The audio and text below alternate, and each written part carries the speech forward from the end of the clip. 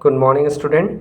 तो आज से हम लोग पीजीटी फिज़िक्स का पोर्शन स्टार्ट कर रहे हैं, जिसमें हमारा सबसे पहला पोर्शन स्टार्ट हो रहा है वो है स्टैटिकल फिज़िक्स का। तो स्टैटिकल फिज़िक्स में हम लोग जो है वो थर्मोडायनेमिक्स का कुछ पोर्शन हम लोगों ने पहले कर लिया है। ठीक है, तो आज उसी का आगे हम लोग कंटिन्यू करते हैं। तो आज स्टैटिकल फिज़िक्स में मेनली जो सबसे मेन जो 3 फंक्शन है, ठीक है, वो हम लोग को आज पढ़ना है। जैसे कि सबसे पहले आप लोगों ने यहाँ पे सुन रखा होगा कि मैक्सवेल बोल्ट्जमैन स्टैटिक्स। ठीक है, आपने जो सबसे पहले यहाँ पे देख रखा होगा वो होगा आपका मैक्सवेल बोल्ट्जमैन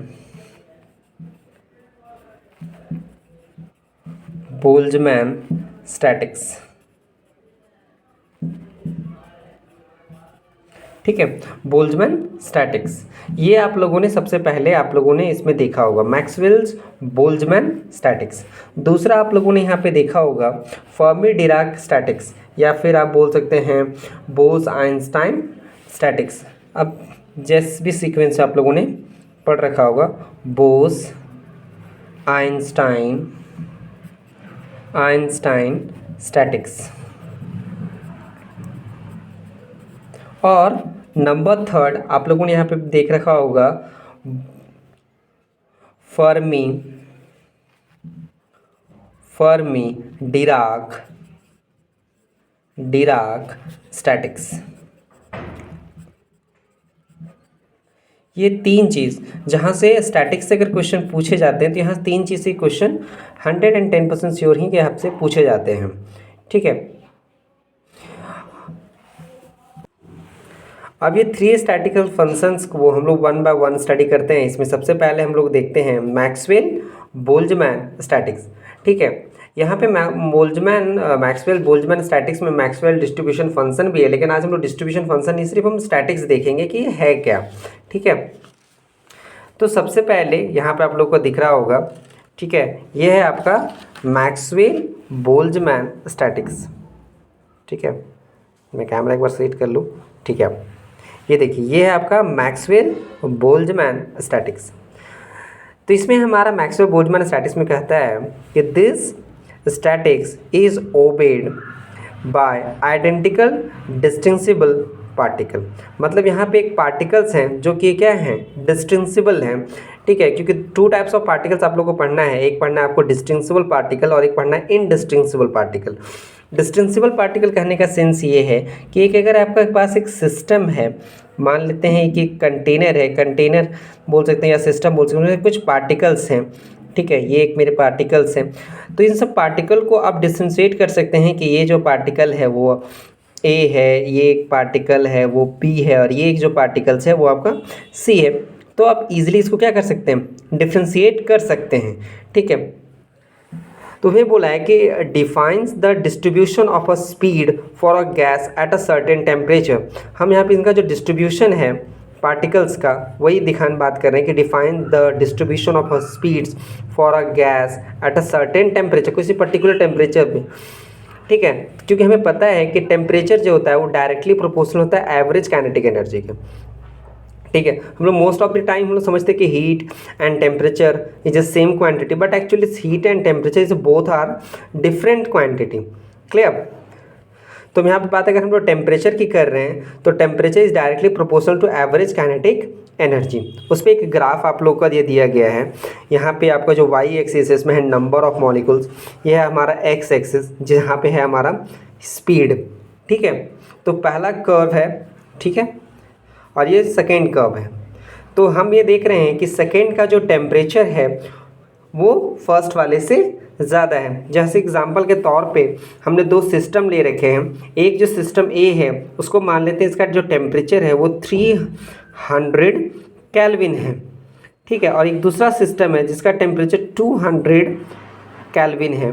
तो इसके जो पार्टिकल्स होंगे बहुत तेज़ी से क्या करेंगे, मोशन करेंगे। देखो ये मोशन होगा और उसके कंपैरिजन में इनका मोशन थोड़ा सा कम होगा। ठीक है, क्योंकि हमने कहा है कि temperature is directly proportional to average kinetic energy. तो अगर हम लोग थर्ड ग्राफ प्लॉट करें यहाँ पे, ठीक है, तो उसका टेम्परेचर हम इन दोनों से भी ज़्यादा रखें तो उसका ग्राफ कैसे आएगा। तो उसका जो ग्राफ है यहाँ से, ठीक है, यहाँ से ऐसे बढ़ता हुआ फिर ये कर्व सॉरी इसके ऊपर नहीं जाना चाहिए, ठीक है। ये यहाँ से फिर प्लॉटिंग करता हुआ यहाँ से ये इस पोजीशन से वो डाउनफॉल करता हुआ नीचे चला जाएगा, ठीक है। ये जिसको हाईलाइट कर दे रहा हूँ, ठीक है, ये आप लोगों को दिखेगा ऐसा। तो ये जो हमारा कर्व आया है, ये कब आया है कि जब हमने टेम्परेचर को क्या कर दिया है, और भी ज़्यादा इंक्रीज़ कर दिया। आप समझ सकते हो कि इसको हीट अप कर दिया है हमने, ठीक है। टेम्परेचर को क्या कर दिया है, राइज कर दिया है, तो उसका जो वाइब्रेशन ऑफ पार्टिकल्स है उसका अलग हो जाएगा। तो लोग बोल सकते हैं कि द डिस्ट्रीब्यूशन इज एप्लीकेबल, ये जो हमारा डिस्ट्रीब्यूशन है मैक्सवेल बोल्ट्जमैन डिस्ट्रीब्यूशन है, तो बोल सकते हैं the distribution is applicable when the temperature is high. Temperature क्या होना चाहिए, हाई होना चाहिए। देख लीजिए 300 kelvin 200 kelvin is high enough, और the particles density is low, और जो पार्टिकल्स हैं यहाँ पे प्रेजेंट है उनकी डेंसिटी क्या होनी चाहिए, कम होनी चाहिए। To make a quantum effect is negligible, और जहाँ पे क्वांटम का जो इफेक्ट है वो क्या होना चाहिए, नेग्लिजिबल होना चाहिए। ये है हमारा Maxwell Boltzmann statics. Second part Maxwell Boltzmann statics के बाद है आपका बोस आइंस्टाइन स्टैटिक्स, ठीक है। बोस आइंस्टाइन स्टैटिक्स, तो बोस आइंस्टाइन स्टैटिक्स बोलता है कि this states is obey by identical and indistinguishable particle. पिछले में था आपका डिस्टिंक्सिबल पार्टिकल, लेकिन इस बार जो है वो क्या है, इनडिस्टिंक्सिबल पार्टिकल। मतलब अगर यहाँ पे अगर कोई कंटेनर है और यहाँ पे जो पार्टिकल्स हैं तो आप उसको डिफ्रेंशिएट नहीं कर सकते, सब आपको ए के जैसे ही दिखाई देंगे। तो ही मैंने कहा है कि this statics obey by identical indistinguishable particle. Second point है कि this particles having integral spin, यहाँ पे जो पार्टिकल्स हैं उनका जो स्पिन है वो क्या होगा, इंटीग्रल स्पिन होगा। सो 1 2 3 जस्ट लाइक अ, ठीक है, ये इसका स्पिन होगा। तो इसको हम लोग बोलते हैं बोजोन। तो क्या बोलते हैं इसको हम लोग, बोजोन, ठीक है। Boson have symmetrical wave function.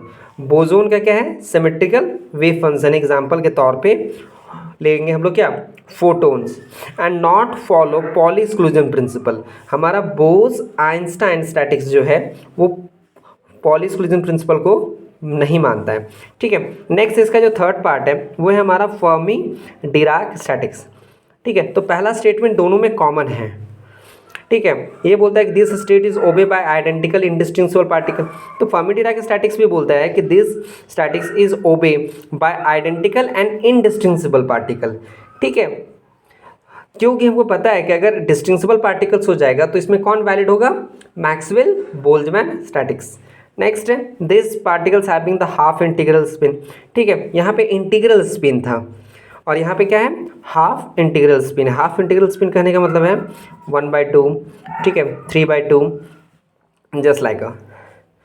And यहाँ पे हमारा जो फंक्शन था वो किसका था, बोजोन का, और इसको क्या बोलते हैं, fermion. Fermions have anti symmetrical wave function, जबकि बोजोन क्या था, symmetrical wave function. Not follow poly exclusion principal and follow poly exclusion principal, ठीक है। आप इसको स्क्रीनशॉट भी ले सकते हैं क्योंकि ये बहुत ही ज़्यादा क्या है, इम्पॉर्टेंट है। नेक्स्ट थिंग, अभी हम लोग बात कर रहे थे कि poly exclusion principal, Bose Einstein statics जो था वो क्या था, पॉली एक्सक्लूजन प्रिंसिपल को नहीं मान रहा था, जबकि फर्मी डिराक जो था वो सिस्टम को वैलिड कर रहा था। तो पॉली एक्सक्लूजन प्रिंसिपल क्या है, अब हम लोग उस पर बात करते हैं। तो पॉली एक्सक्लूजन प्रिंसिपल एक सिंपल स्टेटमेंट है। तो बोलता है कि states that 2 or more identical particles with half integral spin, half integral spin मतलब क्या है, फर्मियन है, ठीक है। Half integral spin fermion can not simultaneously occupy the same quantum state with in a system that's obey the law of quantum mechanics. वो किसको मानेगा, quantum mechanics को मानेगा। क्योंकि हम लोग जानते हैं कि अभी जस्ट हम लोग जब बात कर रहे थे मैक्सवेल बोल्ट्जमैन स्टैटिक्स को, तो मैक्सवेल बोल्ट्जमैन स्टैटिक्स क्या है, एक क्लासिकल अप्रोच है। मतलब हम लोग बोल सकते हैं क्लासिकल पार्टिकल को हम लोग यहाँ पे स्टडी करते हैं, क्योंकि यहाँ पे हम सिस्टम को डिफ्रेंशिएट कर सकते हैं, ठीक है। नेक्स्ट थिंग, आगे चलते हैं।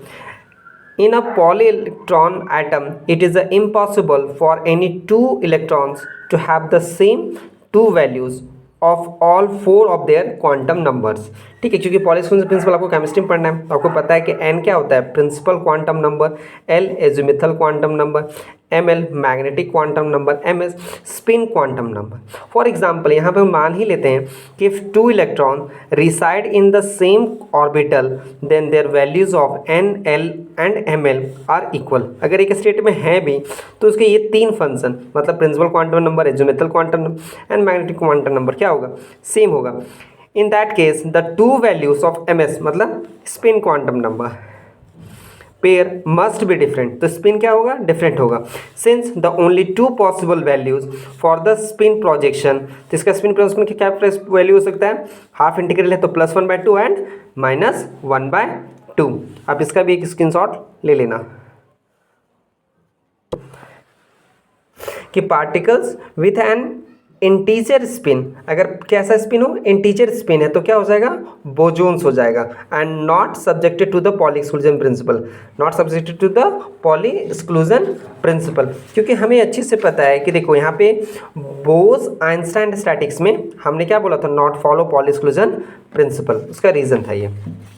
नेक्स्ट थिंग, ठीक है, कि any number of identical boson occupies the same quantum state such as photon produced by the laser or atoms found in the Bose-Einstein condensation। हमको पता है कि 5th state of matter, first solid, liquid, gas, और 4th state क्या होता है, plasma, and 5th state Bose-Einstein condensation।